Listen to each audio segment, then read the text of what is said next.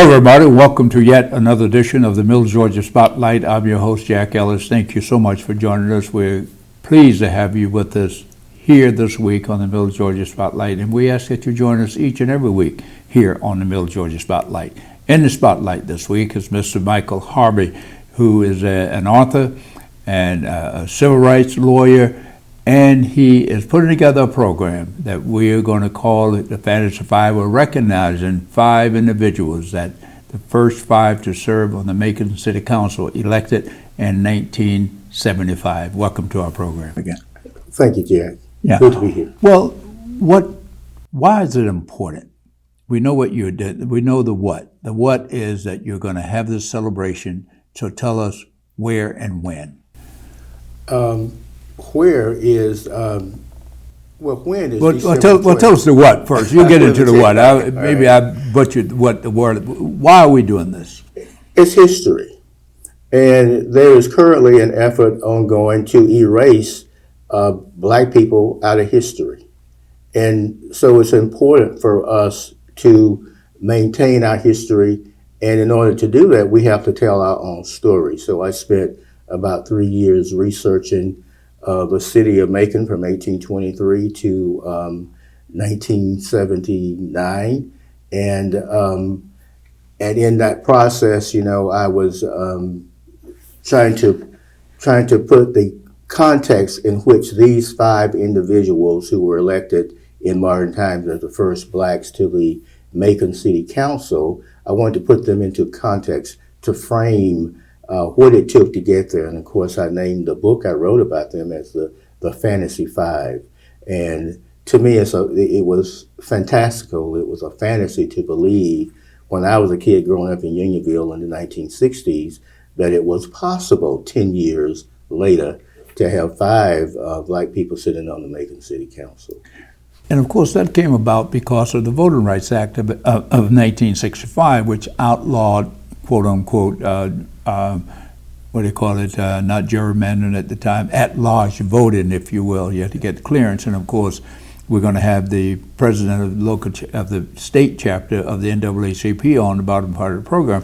And they were very instrumental in making sure that Voting Rights Act with John Lewis and the SCLC and Dr. King and others. But had that not happened, had we not had the Voting Rights Act of 1965, and it took 10 years later, we probably wouldn't have had this five. 10 years ago, 2012 or 11, the Supreme Court struck down the provision that dealt with the pre-clearance, that if local communities wanted to change the voting laws in their local locale, they had to get a clearance from the Justice Department to do that.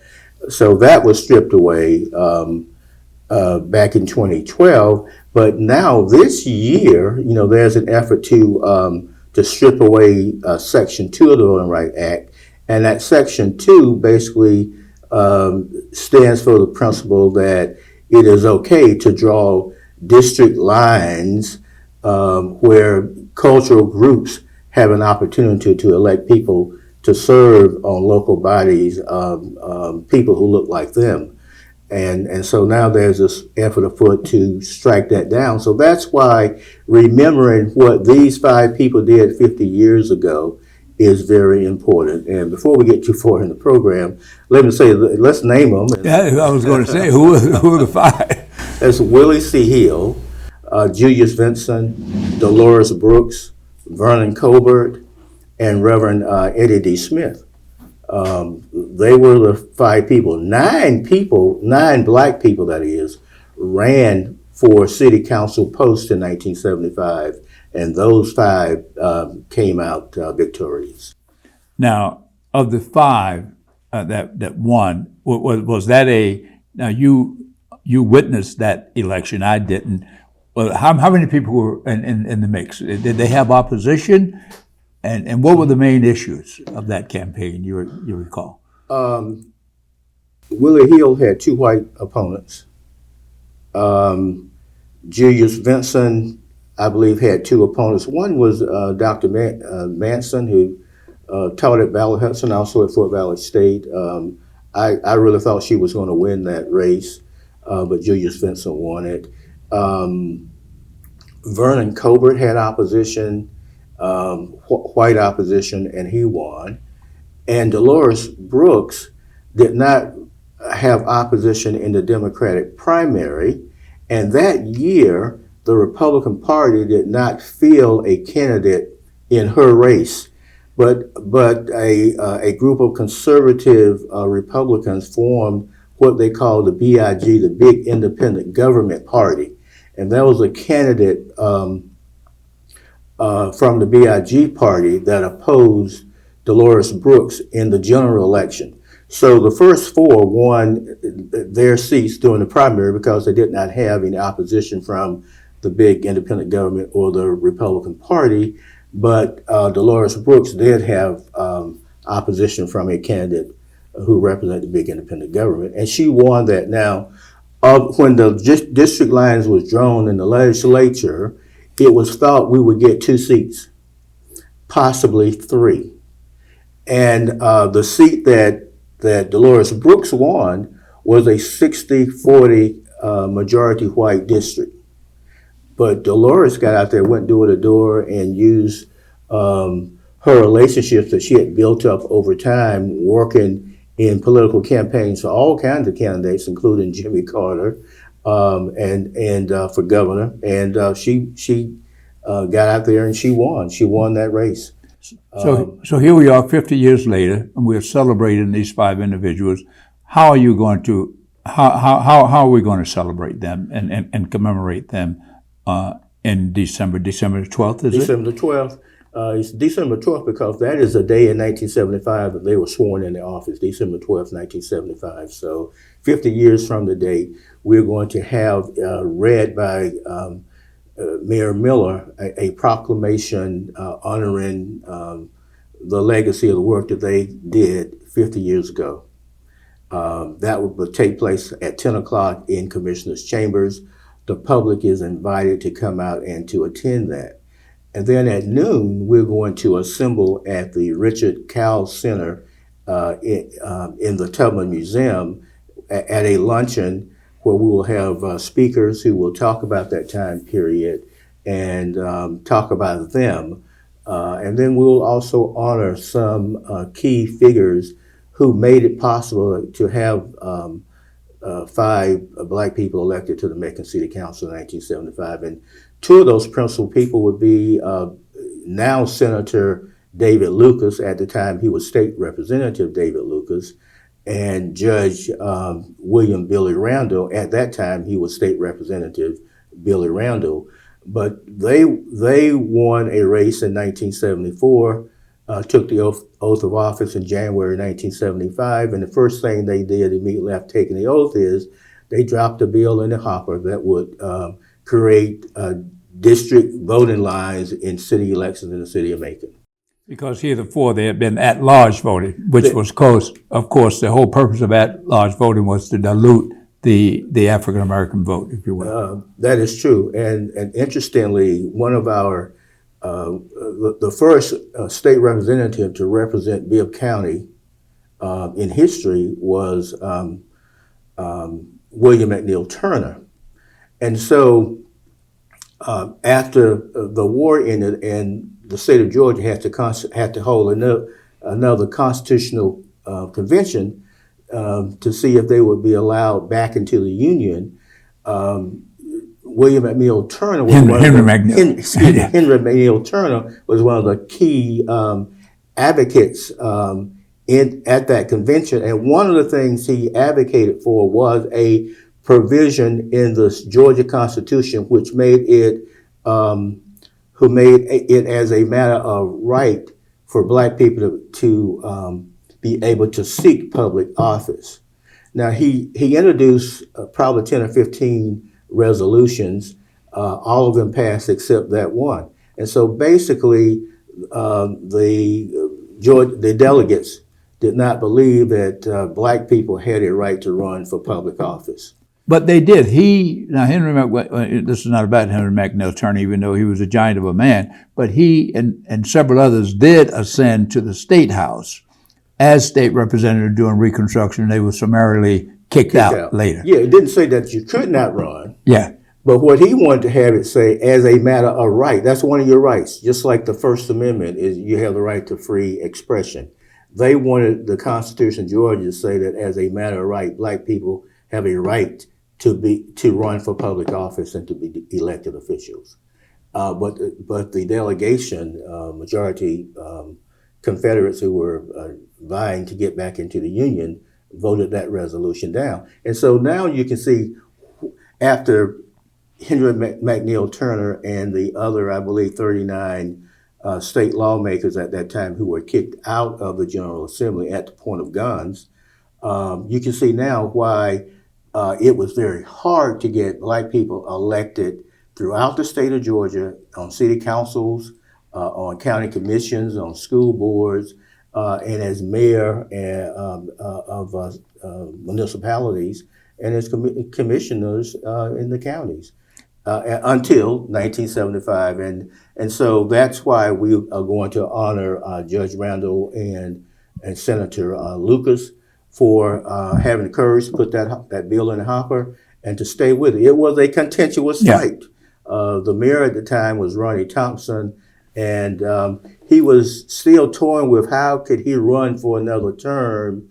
And so as a result of that, he pushed against every proposal that came up. But finally, they were able, with the help of Billy Evans, State Representative Billy Evans, who went on to become Congressman Billy Evans from the 8th Congressional District. With his support, they were able to push that measure through in local legislation. I believe everybody except Representative Keith Pinkston voted for the resolution, and it happened. Well, here again, getting back to the Voting Rights Act of 1965, which gave David, Senator Lucas, and Judge Randall the legal framework to challenge those at-large voting because of the pre-clearance of the Voting Rights Act. So I think we've come full circle, but here we are 50 years later. How do you see political power and how is it being challenged now especially as it relates to African American, other minorities in the country? Well, as my grandfather would say, we got a tough road to hoe. We have, often I wake up and ringing in my ear, I can hear former president of the Southern Christian Leadership Conference, Joe Lowry, saying, I'm not going back. But they have taken us back. They have taken us back. And so we've got to stop that and press on. And one of the ways we do it is by remembering our history, by remembering the shoulders of the people who we stand on, the platform that gives us the grace to advocate for our people and our communities and the larger community. Those are the pillars. And we have to, at every opportunity that we can, we have to recognize them. And, in making this year, various organizations, NACP, the James Wimbley Institute have recognized some of our contemporaries. And it's good to get recognition while you're alive. Yeah. Yes, but 50 years has gone by, and we can't forget Hill, Brooks, Vincent, Colbert, and Smith. Well, we celebrate them, but what you're saying, we still have work to do. So while we look back and celebrate the achievements, we have to keep our eye on the ball and look to the future and how we maintain the rights that all these people work so hard to make sure that we have. So again, the event is the 12th of December at the Tubman Museum. The tickets are $55. $55. And they're going to have lunch. You're going to have lunch, and you're going to get a book. And you'll get a book also. Yes. By you. There's written by me, and I'll autograph it while we're sitting there. The Fantasy Five. Okay, thank you very much. We appreciate you joining us. Excuse me. And the event in council chambers is free to the public. Yeah, and that's at 10 a.m. That's at 10 a.m. On the same day. Yes, so if you don't want to The come 12th for of lunch, December. Please come out and show your support to these families. We've reached out to all of the families, and we want to show them some love for what they're their descendants did, the history they created here in Macon and Bibb County. Well, great. Thank you so much. We're going to come right back, and we're going to talk about the future of voting rights and other rights, other civil rights that's being challenged in our city, in our state, and in our country. But we're going to have the newly elected president of the Georgia chapter of the NAACP, Mrs. Gwendolyn Westbrook, when we come back. Welcome back. As I said before we went to break, we were going to have as our guest the incoming president of the Georgia chapter of the NAACP and longtime president of the local chapter of Macon and Middle Georgia NAACP, or the Macon chapter NAACP, Mrs. Gwendolyn Westbrook. First of all, let me congratulate you. Thank you. As we welcome you to our program. Thank you so much. Well, let's talk about this. Now, you have been elected to the state chapter of the National Association for the Advancement of Colored People, the NAACP. And this was because of people recognize your hard work and your long years of service to this organization. How much competition did you have?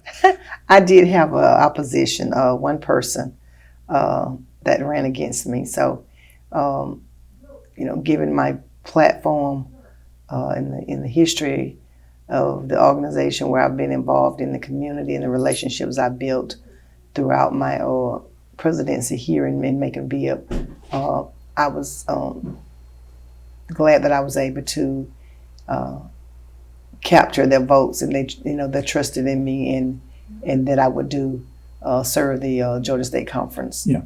Well, we know the different things that you've worked on here in Bibb County, criminal Yes. justice reform. You worked in trying to make sure that poor people had adequate housing and affordable houses and things of that nature. Looking at the state level, what are the main challenges that you see ahead of you in the next year or so? Well, some of the changes those are health, and our housing and our criminal justice. Also, just about everything that deals with the NAACP's game changer, something that affects our communities throughout the United States and throughout Georgia. We still are dealing with our voting rights, protection of our voting rights, and we do have some pending cases in litigation dealing with with the different things that are going on with voting.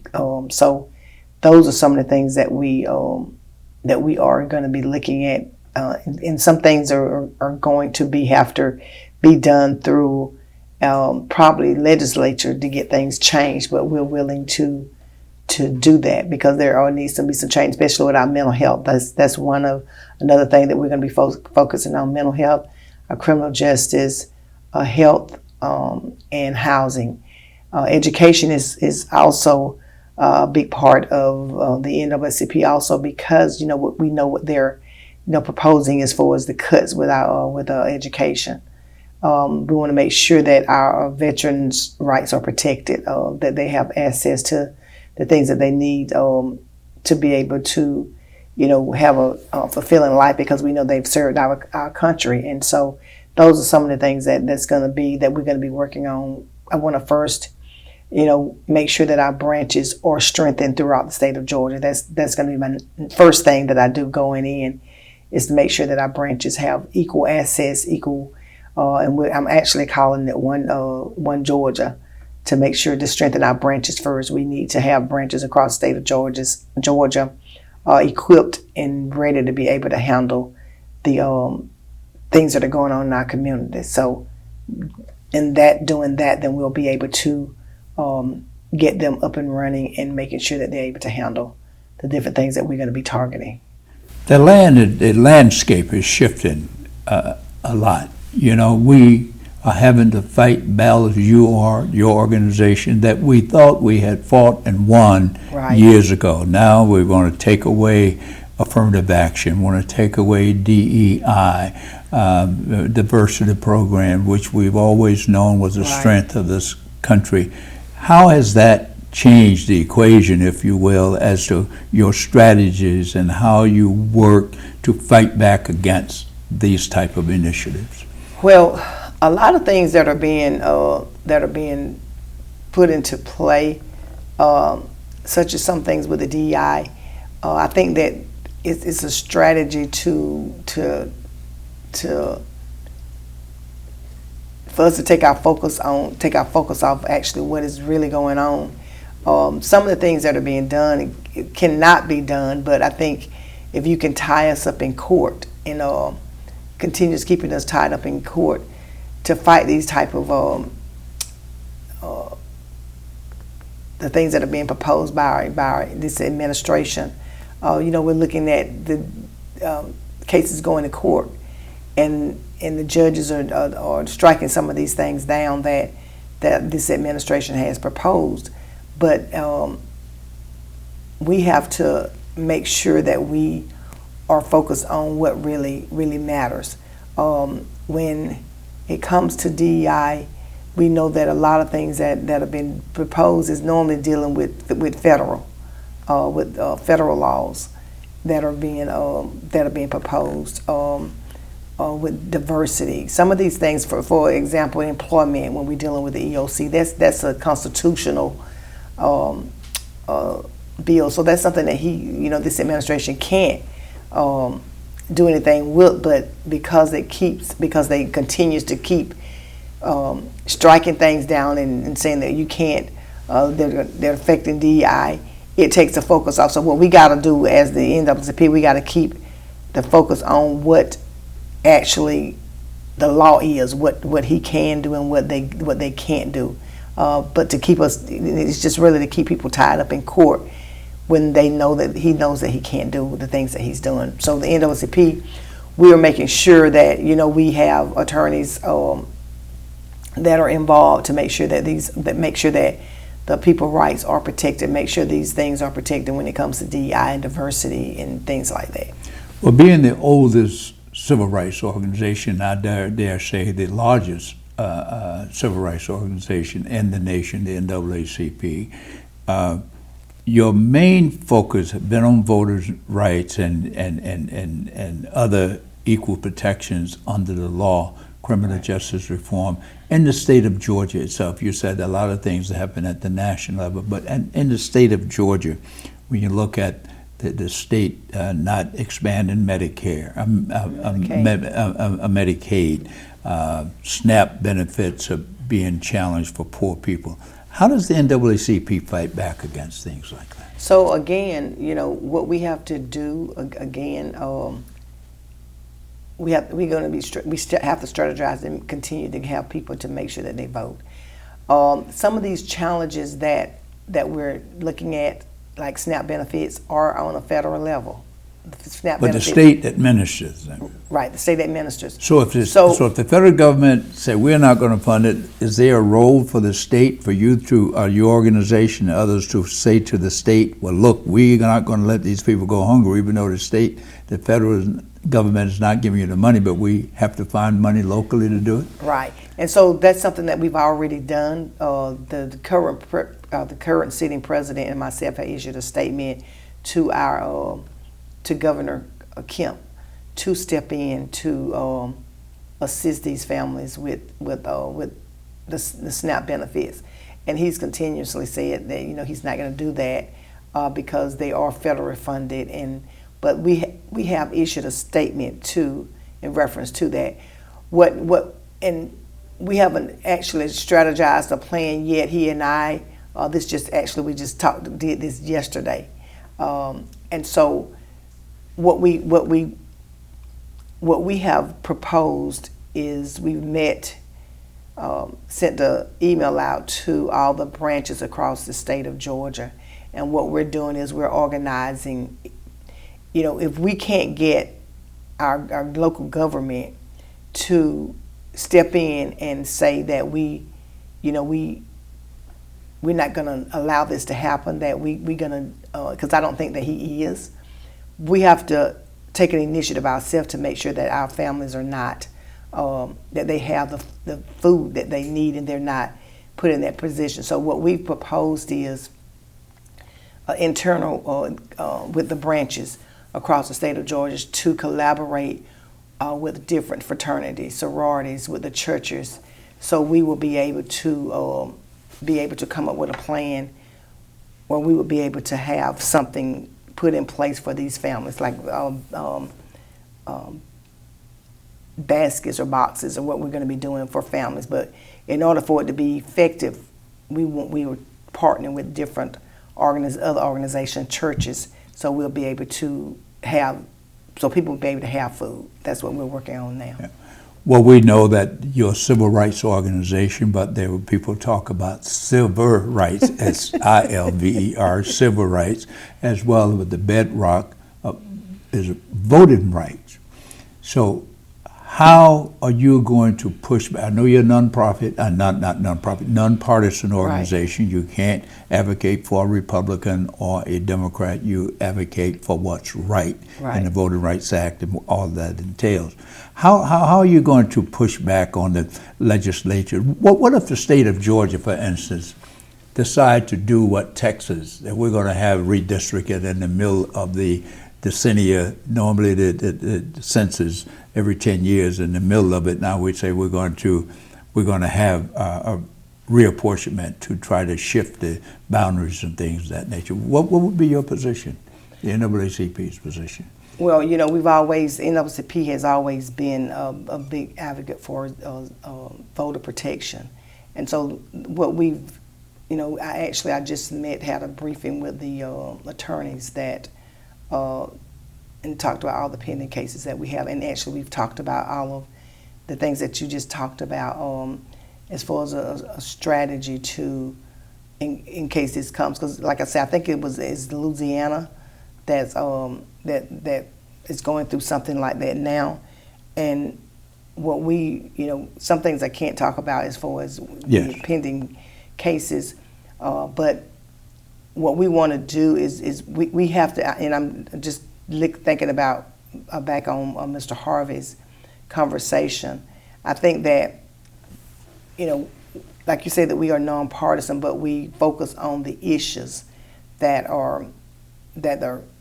affected our communities. And one of the things that we have to do is to make sure that, I just believe in our history, especially for our younger people. We have to make sure that we get our younger people out to vote. And in order to do that, we're going to have to first educate them on their history. And I think you have to know where you've been in order for you to be able to go forward. And we have to educate them on their history. But one of the things that we want to focus on, as far as dealing with the issues with the redistricting and different things like that, the gerrymandering, we are gonna stay prepared in litigation. That's something that we have attorneys on standby for, to make sure that these things don't happen. To make sure that the rights or voting rights are protected. But we have to educate our community for it to be a collaborative effort to make sure that our communities are educated in order to be able to handle the different laws, gerrymandering and different things like that. Because if you're not educated on it, you wouldn't know how to handle it. So we're communicating on a weekly basis with our attorneys to strategize on what we need to do in case, for example, what's going on in Louisiana, how it would affect actually all the states in Georgia. Because if that passes, it's not just going to stop with Louisiana. So we're strategizing to figure out what we need to do. Well, you have a monumental task ahead of you, but based on your previous leadership locally, if that's any indication, we know that the NAACP statewide is in good hands, and we wish you well. Ms. Gwen Westbrook, the incoming president of the state chapter of the NAACP, and as far as we are concerned, as far as we know, you can let us know later, you'll be the first female to ever head this organization.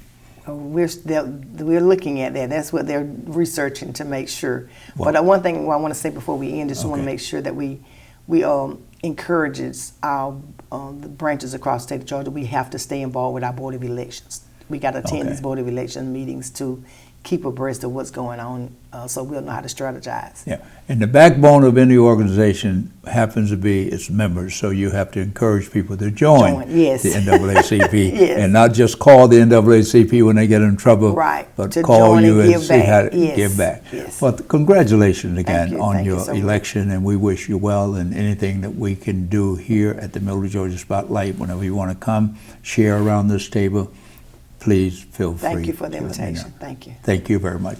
And we thank you all so much for joining us this week here on the Middle Georgia Spotlight for Mr. Michael Harvey and Mrs. Gwen Westbrook. We thank them for being our guests here this week. We thank you all for joining us. Until next week, I'm your host, Jack Ellis. Goodbye.